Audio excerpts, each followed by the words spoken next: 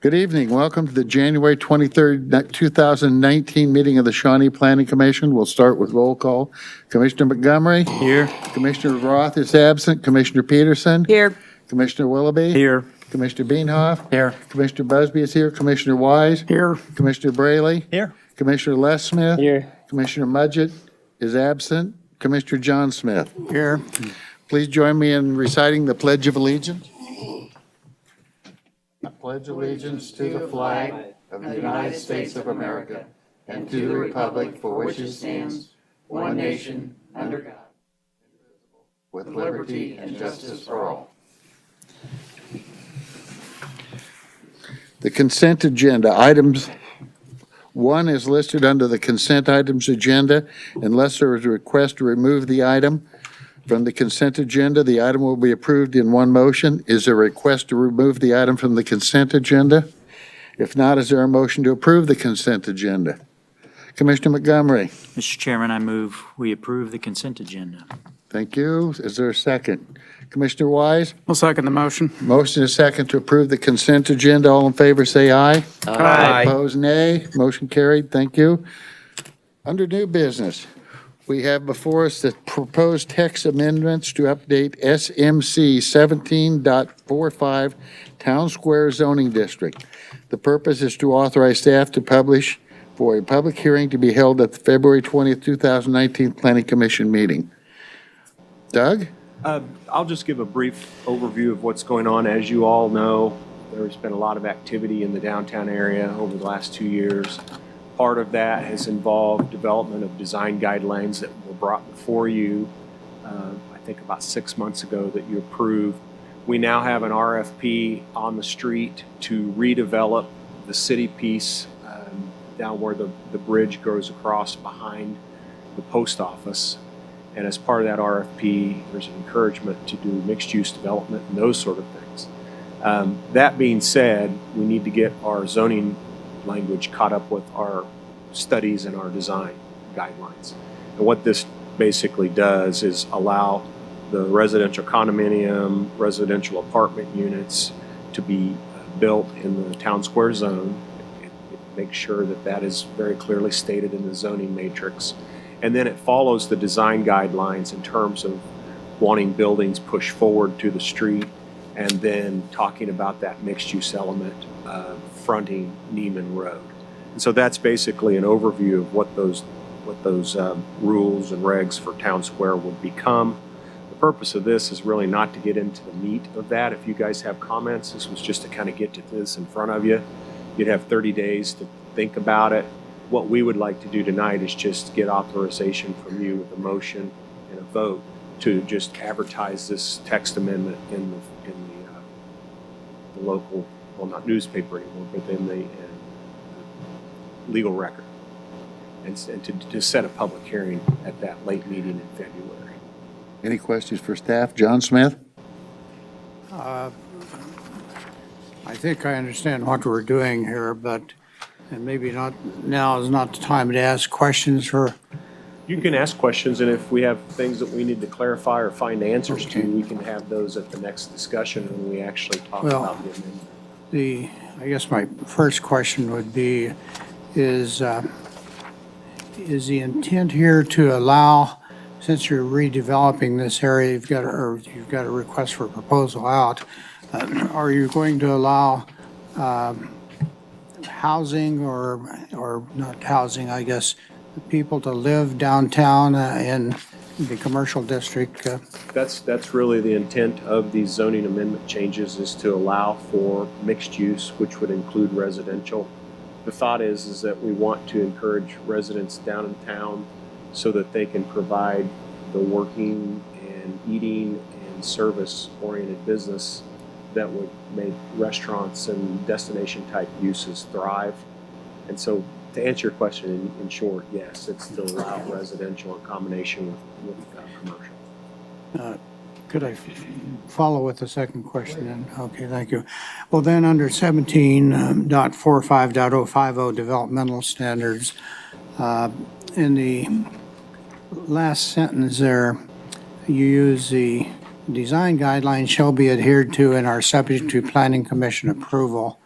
You're using the perfect tense of the verb, the shall, and not will or may.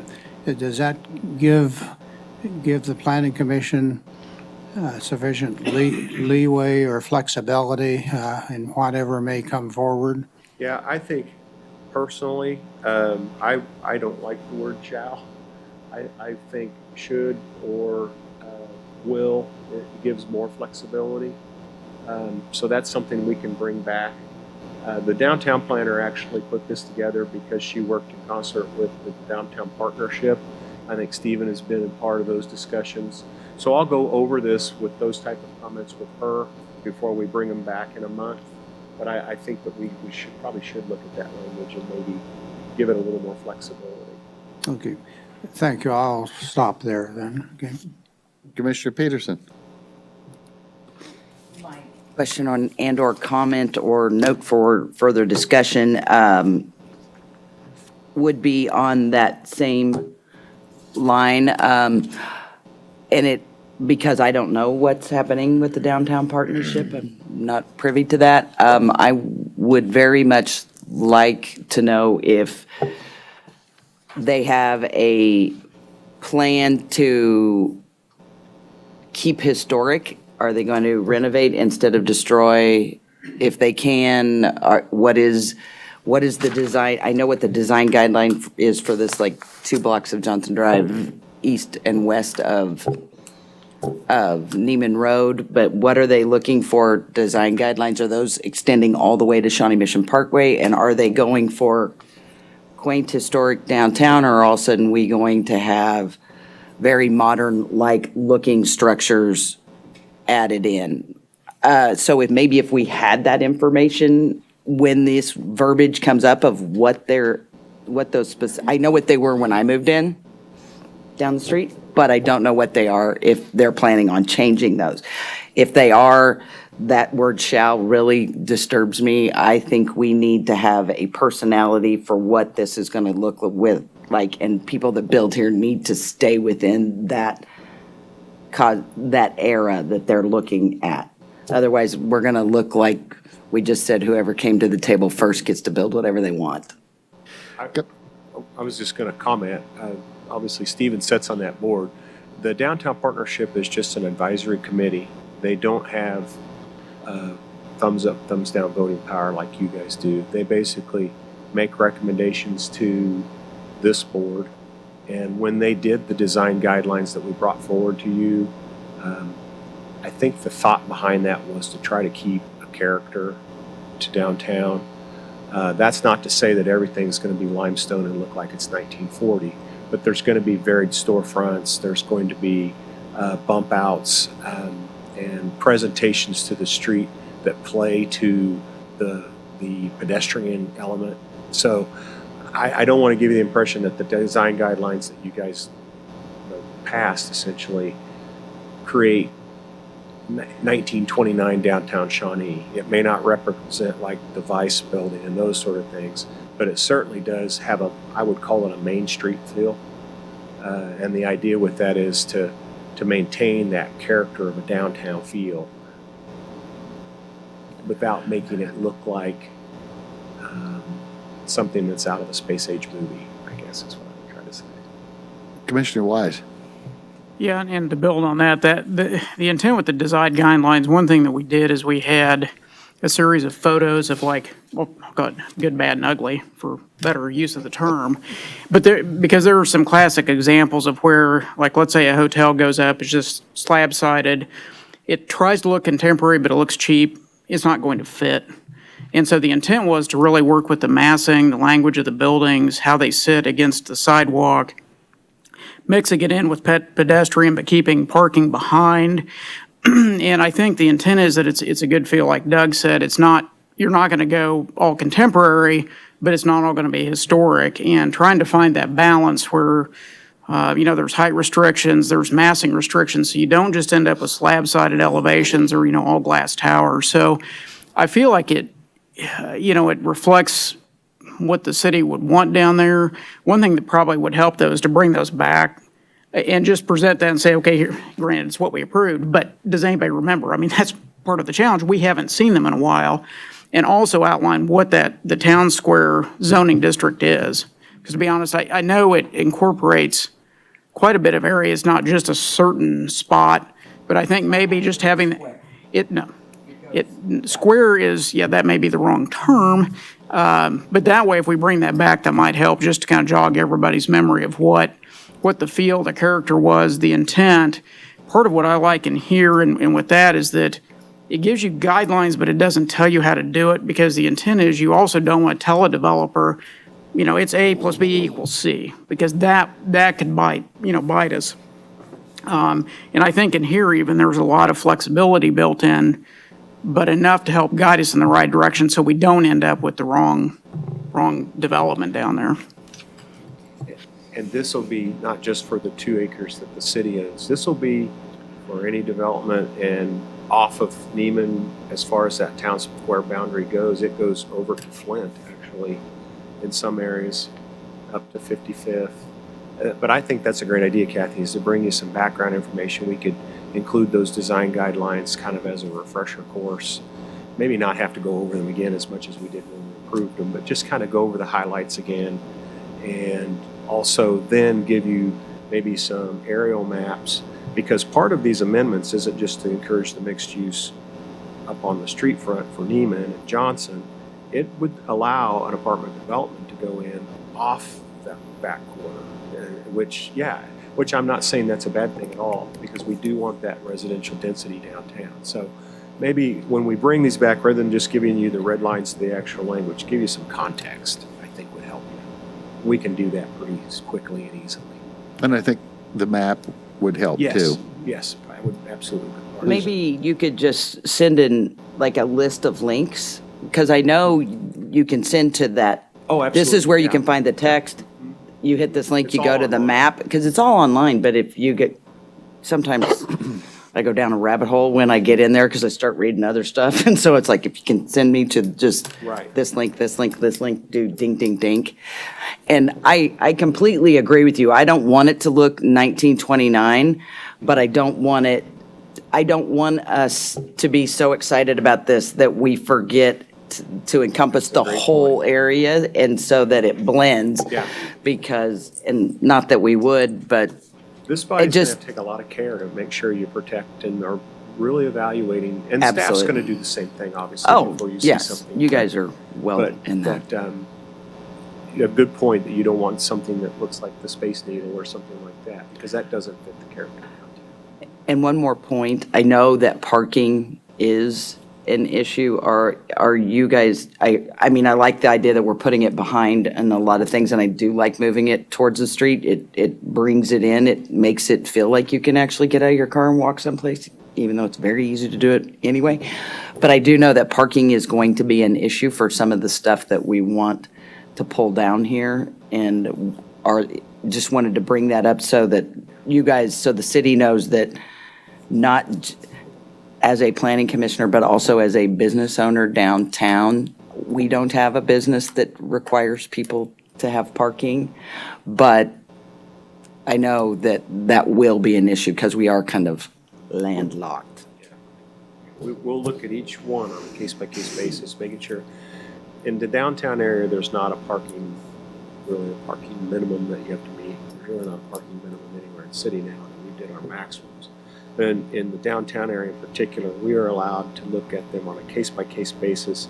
For instance, if you were to see a development that had, say, 10,000 square foot of retail on the first floor and loft style, the small style apartments that are going to probably generate maybe one car or less per unit, we'll have that information. We'll have a rational basis for anything that comes to you to make sure that the parking is at least been considered. I'm not saying we're going to be right every time. Oh, no. But the developer at the same time is heavily involved in that, because they don't want to create a project that isn't parked appropriately, because nobody's going to want to live there. Right.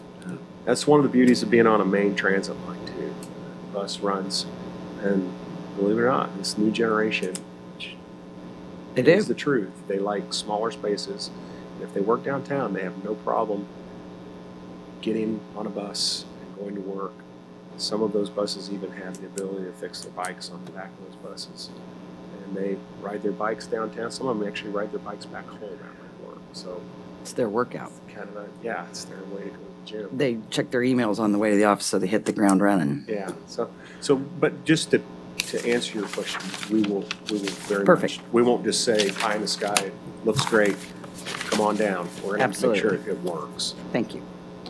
Doug, question for you. At one time, did we not make a pamphlet up for Town Square? We've done it on some other things. Yeah, Lauren has a pretty extensive set of design guidelines. It's beyond pamphlet. Just I would for almost call it. Town Square, a little For the pamphlet? design, just for the downtown area. Okay. The pedestrian design and the downtown design guidelines that she prepared. And just because tonight was really just to get authority to set the public hearing, I fully intend on Lauren being here at that actual discussion meeting, because she's been to all the partnership meetings. She knows the vibe. She's worked with that group and also put these revisions together. So she'll be the resident expert on that. Excellent. Mr. John Smith?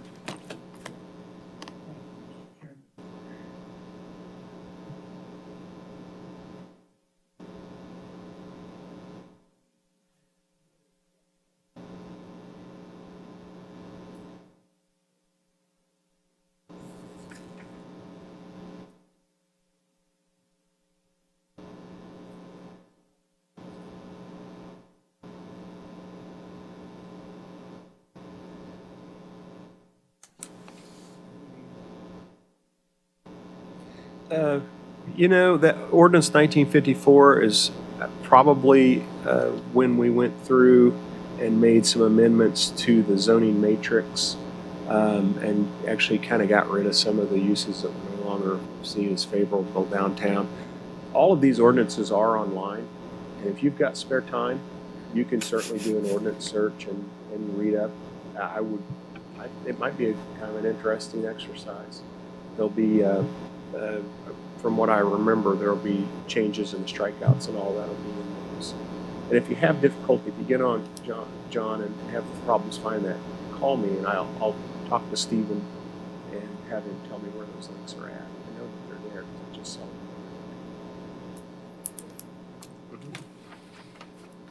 them. Any other questions? I have one, and that is, we used to have all of our publications for legal notices be put in the Shawnee Dispatch, since it's no more. This has to be put out. Where is the city now putting this?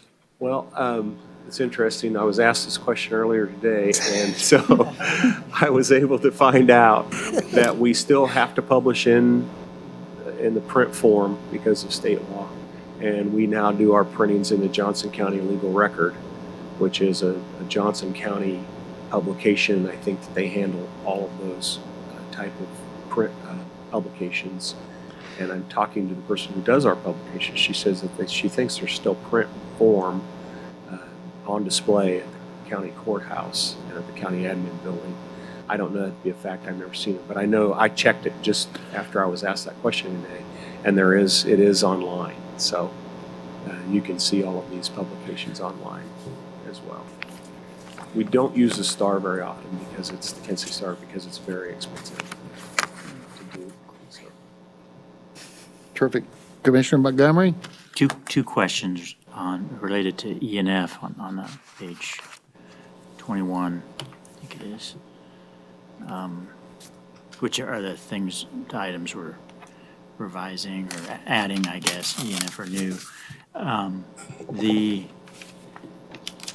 properties directly adjacent to Neiman Road, residential use shall be permitted when associated with office, retail, and other permitted uses. What does associated mean? Does that mean like they're connected, they're part of the same building, or? What that is attempting to do is getting that mix of uses. I think in discussions with the partnership, and I actually attended a meeting when this was talked about, is that there is a fear that if you, because kind of maybe the most profitable and easiest thing to do is to do just straight up apartments. And so the fear is that if we don't have some restriction on the Neiman frontages, that you're going to get row houses or multi-story, multifamily with no destination type uses. And so that's kind of a protection of that Neiman frontage. It doesn't mean, in my mind, in my interpretation of it, if you have a building that's connected and say the first 200 feet are stacked flat apartments and it's attached to a building that's either office or retail, that wouldn't qualify. But I think the primary intent is to have retail office on the first floor with residential above. Well, that's what I figured. I just associated, the word associated is very vague, and I don't know what that I really think that's means. an intent, again, to give flexibility. Well, that's okay then, if Yeah, that's the yeah. intent, okay. The other one is the non-residential ground floor on fronting Neiman Road. And I wonder if, I just wondered about Johnson Drive, why that's not also identified that as a, I can find that out. I'll get a clarification on that because the same would apply. it seems to me. Because it's actually Yeah. as much or more of a urban feeling corridor than Neiman, just because of the way it's developed out over time. That's a good point. I'll see what the. Is it because that it's already developed as far as the town square parameter is Johnson Drive? Might be, but It they might could, be, but I'm but they could just tear curious. down what's there. True, long- no, long absolutely, you term, could I could- replace. for instance, Hartman Hardware is on the first floor, but they're not stacked. It Yeah, I used to think- be. Yeah, and that's what I'm saying. It might be something that can be redeveloped. In order to start the store, mom and dad had to sell their house and move upstairs. They had to give up the dance hall.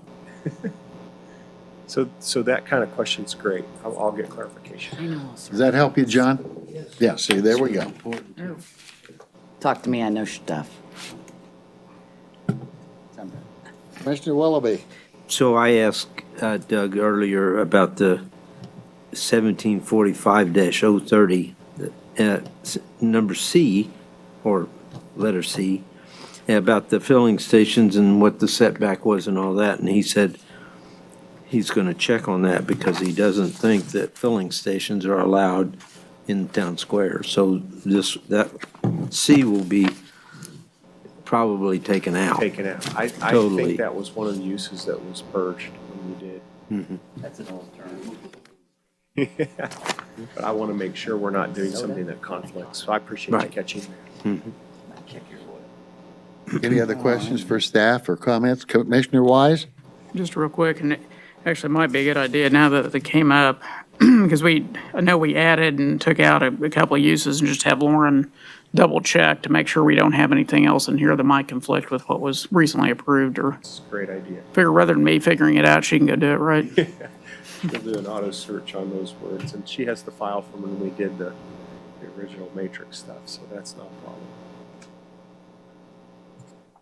Any other questions or comments? Commissioner Peterson? Speaking of what's been purged and cleaned up and terminology changed, is if we were interested to see what that verbiage was that's perhaps not in here, would it be good to just shoot Lauren an email?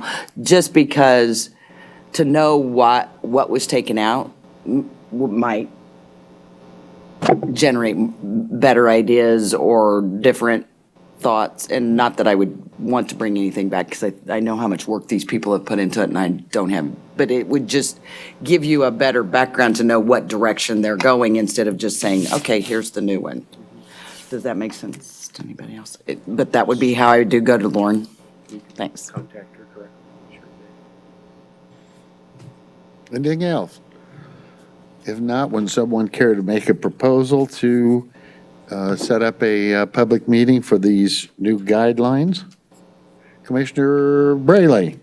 Yes, thank you, Mr. Chairman. I'd like to make a motion that we authorize staff to publish for a public hearing staff's recommendations for amendments to subdivision and zoning regulations. Date, add the date in.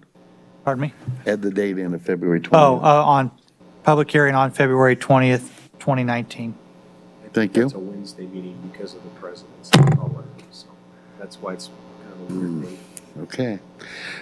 Is there a second? Commissioner Montgomery? Second to motion. The motion is second to authorize the staff to publish the text amendments that staff has developed.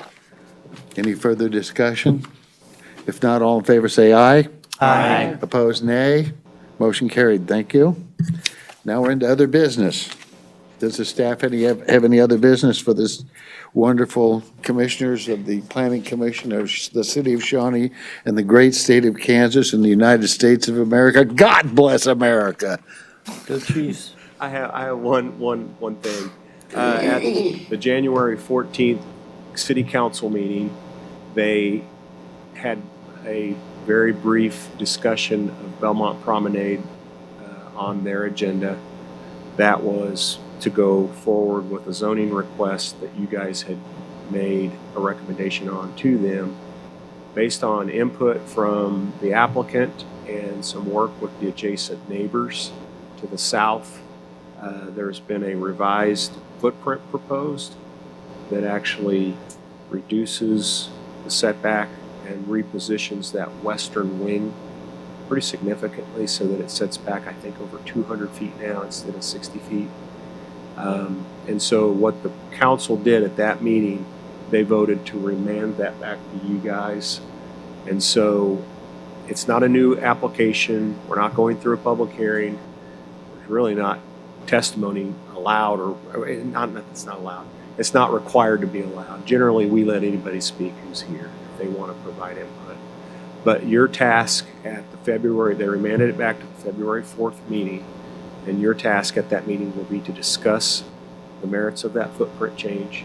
And you have two options. You can either say we stick with our recommendation for the original footprint, or we think that this is a very nice change and we, as a body, think it should go back to the council with a recommendation that that footprint be amended as shown. And we'll have revised plans for you before then, so you'll have an idea of what we're talking about. But it seems to be a good, this is just my opinion, it's a good compromise to maybe lessen the impact, especially on one property owner. And so we'll show that to you on the 4th. And then your action, you'll have to make a motion to either leave your recommendation as it originally was or amend your recommendation to approve with this footprint change. And then we'll send it back to the very next city council meeting. So it would go, I think, to the 13th, meeting of the 13th. So that's the process. I just didn't want you to be caught off guard when you saw a lot. I thought we were doing One of the this. interesting things is this is very similar to something that some of us have dealt with here before, and that is what's the other one? The citizens file a public protest. It's not a public protest. There's a protest petition that was filed Protest petition, but- after your hearing. The way the zoning process works, you guys have a public hearing, you make a recommendation to the city council. In this case, you recommended to approve the plan, I think by a vote of 7-4. Within 14 days, property owners within 200 feet have the right to file a protest petition. If they get signatures of at least 20% of property owners in that 200-foot buffer notice area, then it's a valid protest petition, and the council, to override that petition, has to get a vote of 7 of 9 members. And so the protest petition will remain, but I'm just guessing maybe the residents won't be as upset as they were when the protest petition was filed, because there's been concessions in terms of the footprint to attempt to reduce the impact on the surrounding properties in the south. And realistically, the city council is expecting us to decide whether our original motion is fine or whether that we're accepted to change, but really we're not talking about anything else. That's the thing. And this that they still do. remains as this is the concept plan that later on will go through the final plan and et You'll cetera. come back, we'll have a final development plan on this. This was a preliminary with the zoning. They'll have to plat the property still, and they have to go back with more detailed, very much more detailed plans. And since I've happened to see the plan, you'll find it remarkably similar to what the Bell Road people suggested, which is a good thing. It's a very good thing. Very fine. Anything else on that matter? That's all. Anything else for us? For the Planning Commission, have anything for staff? Nope. Commissioner Brayley? Thank you, Mr. Chairman. Yeah, for staff, I was wondering, there was an article in the Kansas City Business Journal last week about Summit Homes doing a new style of development targeted for millennials, and I believe since it's Summit's home, it's probably in, it's at Southwest Pryor Road, Missouri Highway 150.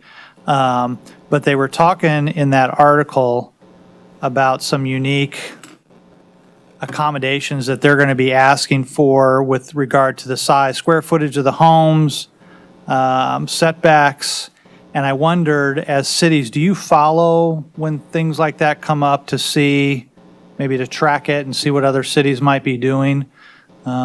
It's an interesting theme because, again, they're saying that it's a smaller footprint, similar to what we're seeing with apartments, smaller footprints, smaller yards, but they know they're asking for bigger amenities within that development. So similar to what we're saying with the retirement community, now it's single-family homes targeted at millennials, but they're having some unique sort of requirements. So might be something to check out. I was not aware of that or familiar. And the with style this. of the homes is a little bit more contemporary in its look and feel, but might check it out. It was in last week's We'll do Kansas City that. Business Journal.